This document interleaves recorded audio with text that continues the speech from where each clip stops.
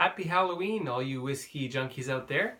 This is Mark from WhiskyWhistle.com bringing you whiskey review number 14.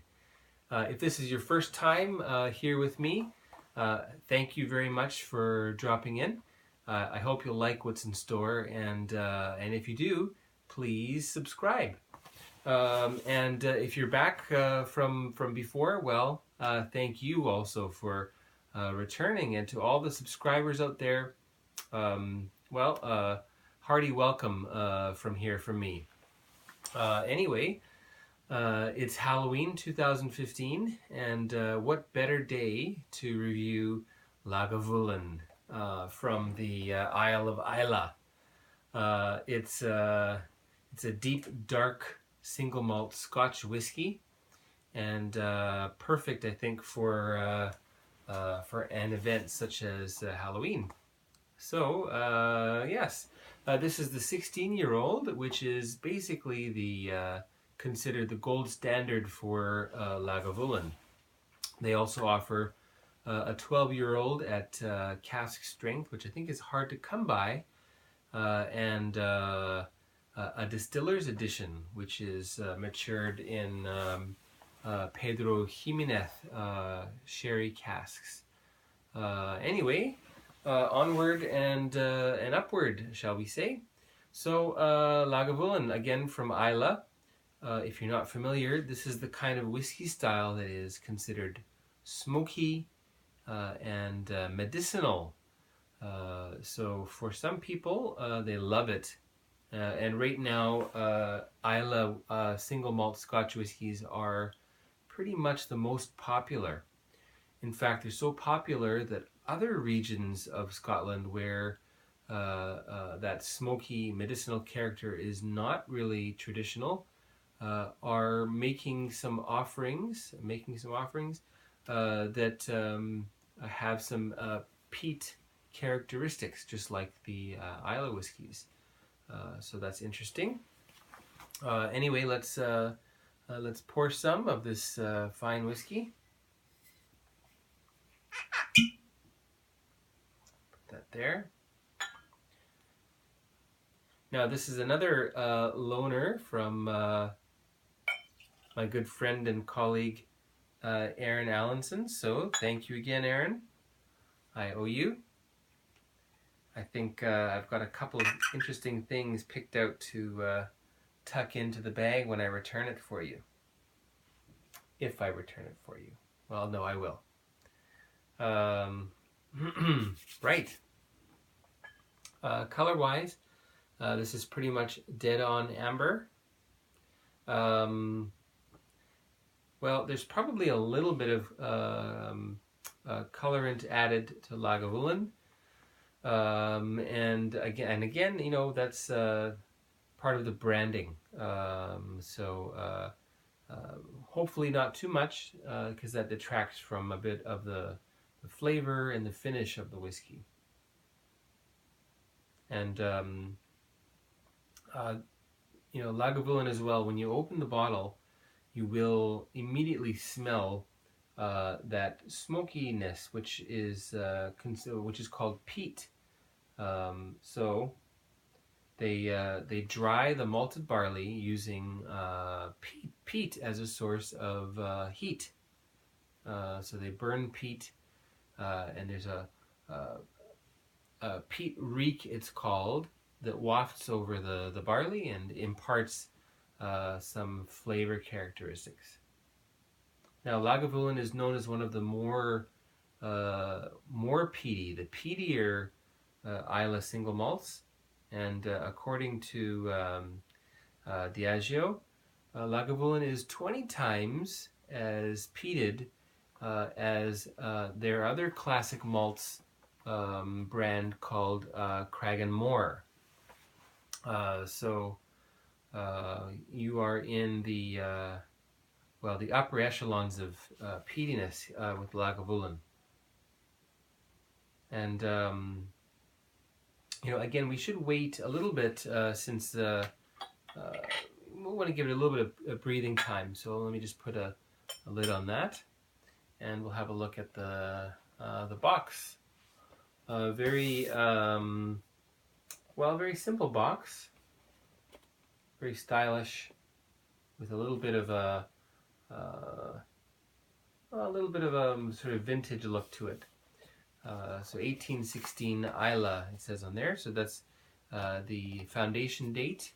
However, apparently distilling began at the site of Lagavulin as early as the mid 18th century, 1740 something. Apparently 10 illicit stills were located on the site. So let's have a look here. Lagavulin Islay single malt Scotch whiskey, aged 16 years. Scotch whiskey. Loch water rushing over rocky falls, barley malted over moorland peat. Slow distillation and long maturation in oak casks all help us to shape Lagavulin's robust and smoky character. Time, say the islanders, takes out the fire, but leaves in the warmth. 750 milliliters and 43% ABV. Classic malts of Scotland. And on the back side here, I'll read that to you. Many believe that this is one of the oldest distillery sites in Scotland. In 1816, local farmer and distiller John Johnston founded the first legal distillery here at Lagavulin, after the pronounced Lagavulin after the Gaelic Lagavulin, the hollow where the mill is. Today, the 4 onion-shaped stills at Lagavulin are neatly tucked into a whitewashed jumble of buildings by the sea on Islay's rocky southern shore, guarded by the imposing ruin of Winnipeg Castle. There's nothing hurried about life on Islay or about dark, intense Lagavulin, which receives the slowest distillation of any Islay malt, then spends 16 years in old oak casks before being bottled. Pungent and potent, this is the great Islay malt. With the richly peated, deep, smoky flavors, it has an intense, long, ambrosial finish. Lagavulin is the majestic Islay destination on a journey around Scotland's 6 malt whiskey making regions. And then they mention the classic malts. If this is the first time here with me with WhiskyWhistle, have a look at number 13. That is another classic malt called Oban. And earlier on, Talisker was featured. I think that might have been number 3. Okay. The bottle, anything different there? That's my dog you might hear. Not really. Let's see. Lagavulin Distillery, Port Ellen, Isle of Islay. There is a little bit of a poem here on there, so I'll read that. Of course, my pronunciation will be terrible. The Strange Horse of Sunbal by William Black. I have been in Islay more as 3 times or 2 times myself, and I have been close to the Lagavulin Distillery. And I know that this is clear water of the spring that will make the Lagavulin whiskey just as fine as new milk. Well, isn't that nice? Right. Set that down there.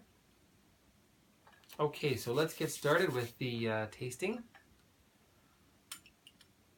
Lagavulin also, this is maybe the, I don't know, the 3rd or 4th time that I've tried. And the first would have been thanks to another good friend of mine, way over in Winnipeg, in Canada. Jason, if you're watching, this one is definitely, hopefully, going to make you smile. All right, so let's check out the nose. And there's the unmistakable peat. Peat. new asphalt. I think in England you pronounce it asphalt. In Canadian English anyway, it's asphalt. There's antiseptic ointment and ripe apples.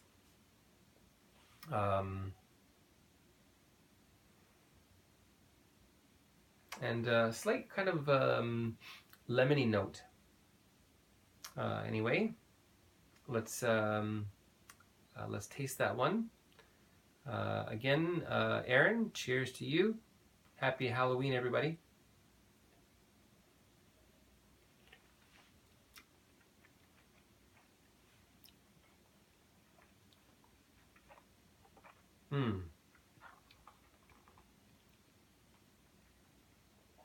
It's got a very sweet arrival, and I'm getting something akin to amaretti biscuits.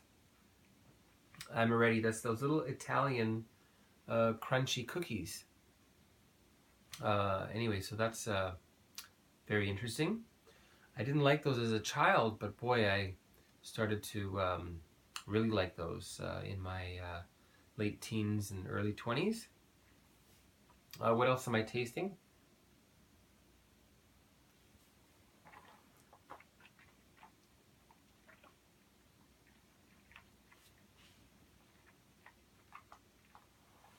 Some fruit cake, but more just the fruit pieces.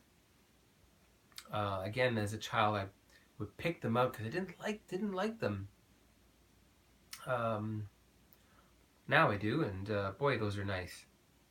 So the fruit pieces inside a fruit cake. And there's a sweet almond note in there as well. And the finish,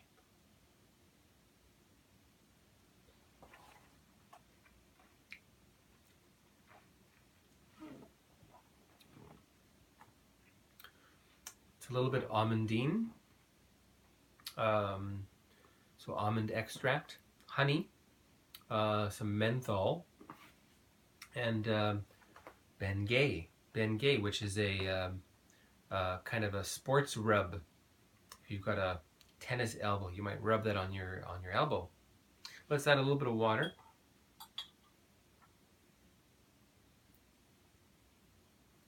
Just a little bit more. And let that mix up.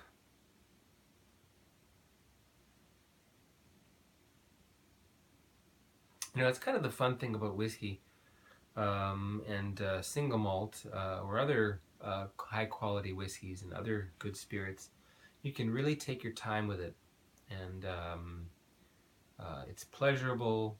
I do believe it is healthy in moderation, and well, I think it's just a really good way to spend some time with friends or on your own.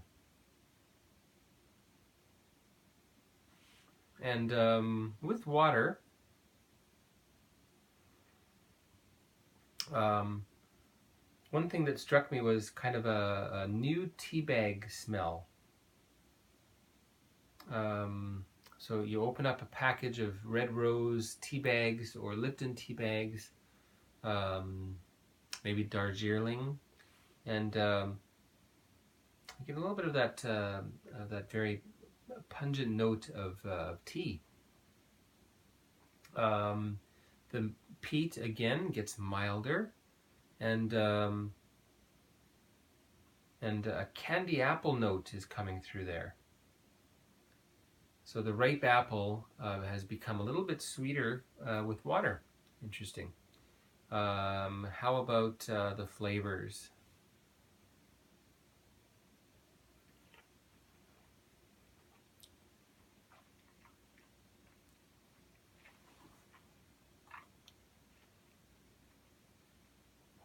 And again, much sweeter.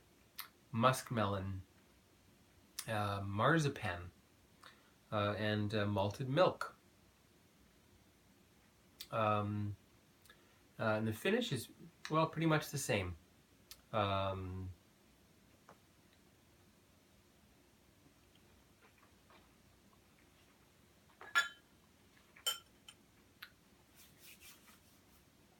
Now it looks like for the 16, bourbon casks are heavily featured. There could be some sherry casks used as well, perhaps a very small proportion, which may lend to the some of the fruity notes that you get. But the point of Lagavulin is this peatiness, and if you really want that peaty character to shine, you need a cask that is not very active. So they mention old casks, so probably they're refill casks. It could be third and fourth fill. That way the wood has very little effect on leaching away or taking away that peaty texture, peaty flavor. And they may even be their own fill. So you fill it with Lagavulin and age it, and the first batch will go into probably maybe a blend. But anyway, some proportion into this as well. But then the repeat casks, the peat characteristics will become much stronger. Well, I should say not become stronger, but not get less strong. So they'll remain. The Distiller's Edition apparently uses a lot more sherry casks. So that'll be interesting to try at some point. What else? Some interesting things. I mentioned the illicit distilling that went on.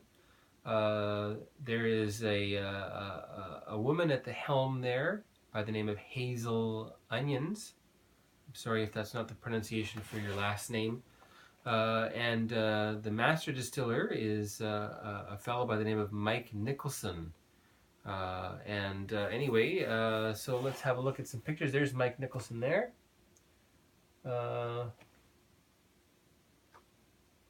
Looks like he would do well driving a little old Porsche.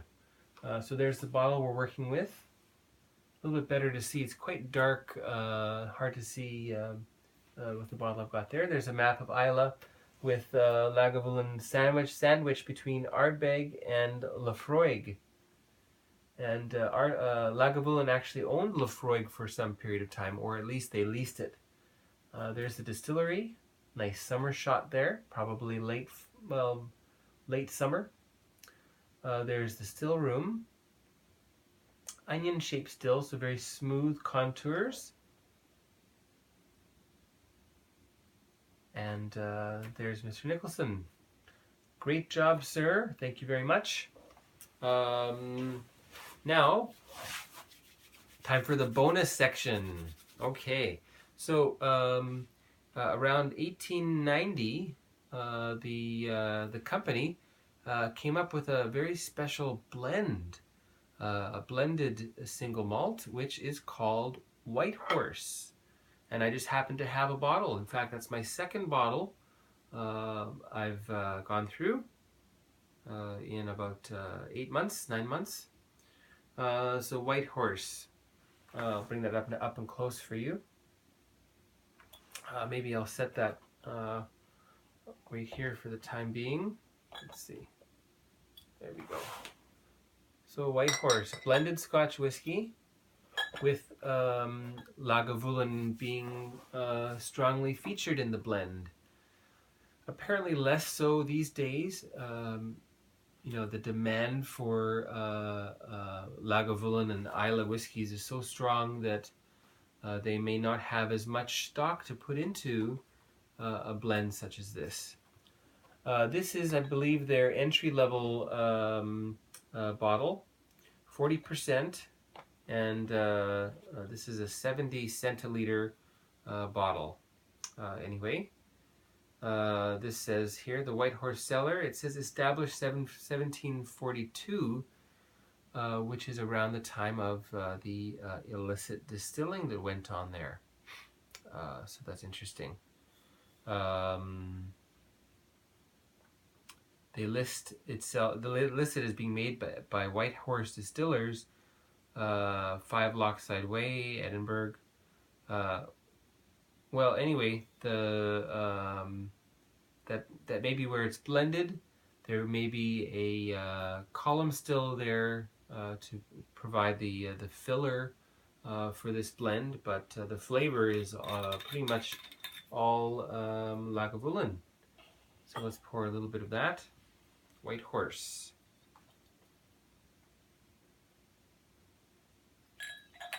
Just a little bit. It's much sweeter. They also make a 12-year-old White Horse, which I'd like to try at some point. And there's some sort of a special edition at the retailer that I frequent, which is the Malt Shop. So if you're in Seoul and you're looking to buy a bottle, you can send me a message and I'll let you know where it is. A lot more brown sugar notes here, but there is that salty maritime note, which would be coming from probably a young Lagavulin.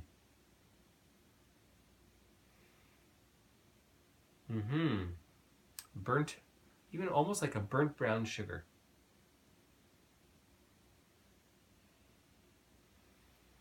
So what does this taste like?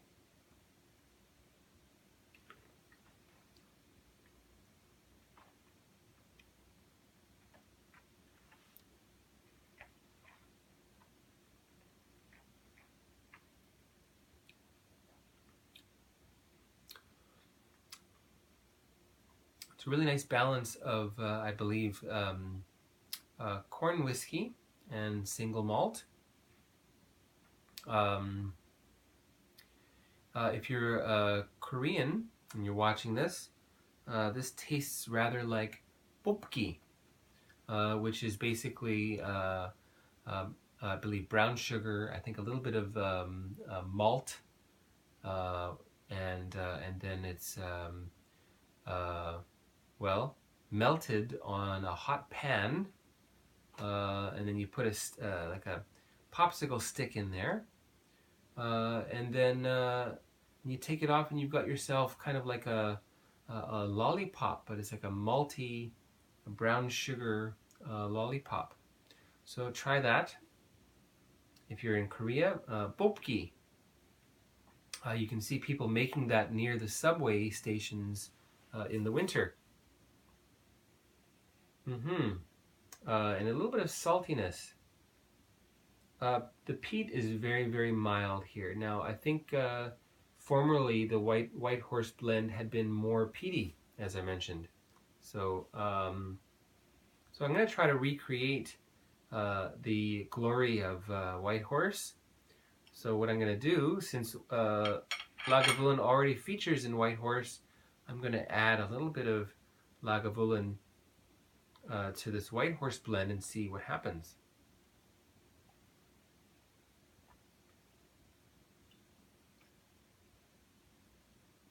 Whoops. Oh no. I spilled some. And now you get a peaty character coming through there, along with those brown sugar notes. Now we're talking. Let's try that. Give it one more minute here. The brown sugar sweetness and this smoky Lagavulin character really, really mix well together. No wonder it was popular. And I think Diageo could do well by taking the White Horse brand and beefing it up a little bit.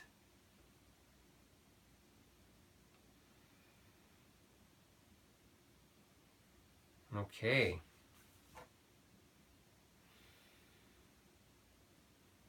There, now that's pretty well mixed. Cheers.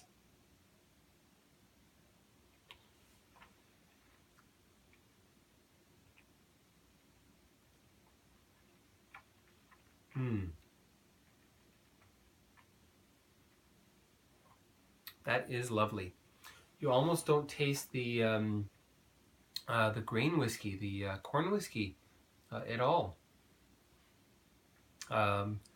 Probably you could just add a couple of drops and you'd really have something really well rounded. This is slightly peaty, so that may not be for everybody's palate, but put a drop or two in and I think you'll find you'll get that little bit of Islay character added to the sweetness.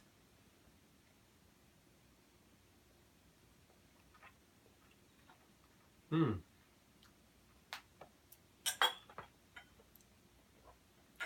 And there you have it, White Horse, with a bit of Lagavulin added. And Lagavulin, for some, the king of Islay. For others, it's Ardbeg, but these are both just, well, amazing whiskeys. So, Lagavulin, 16-year-old, what kind of mark will I give that? We're going to give that a 91 out of 100. 91 out of 100 for Lagavulin. White Horse blend, well, you know what? It's well worth it. I would get a bottle if I were you. The price is right. 29,000 won here in Korea. And taste and quality wise, I'd say it's definitely a good buy. Okay, anyway, so thanks for tuning in. Again, this is Mark from WhiskyWhistle. Tune in again next time, and please subscribe. And if you know someone who likes Islay whiskeys or likes Scotch whiskey and they're just getting into it, why not share this video and let them get interested in Islay. Okay, anyway, happy Halloween, and we will see you next time, okay?